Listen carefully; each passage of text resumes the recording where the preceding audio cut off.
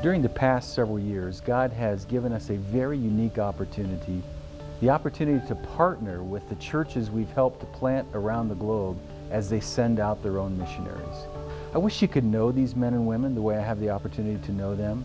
They are leaders with a passion to share Jesus Christ among the least reached peoples of our world. And their churches are giving sacrificially. But we don't need an economist to tell us that many of these churches don't have the capacity to support the missionary movement that they're a part of. Well, last year, an idea was born. What if we set aside a special day across the fellowship where we invited Grace Brethren churches to take up a unique one-time offering to be able to assist in these national missionary movements?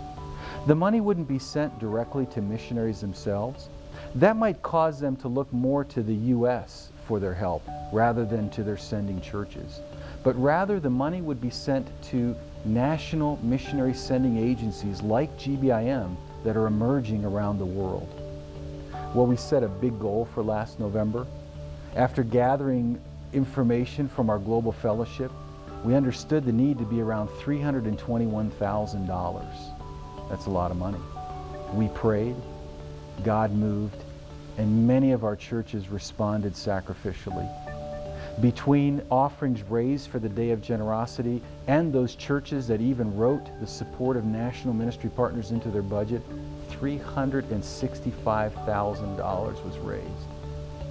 One of our missionaries wrote how he broke down in tears when he heard the news and understood that his colleagues in ministry, these national ministry partners, would have sufficient funds to be able to continue working side by side with him and with his team.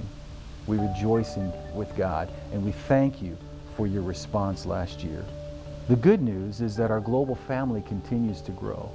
And like all growing families, our needs are growing as well.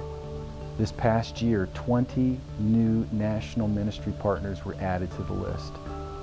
I know these are tough economic times, but they're also times of unprecedented opportunity.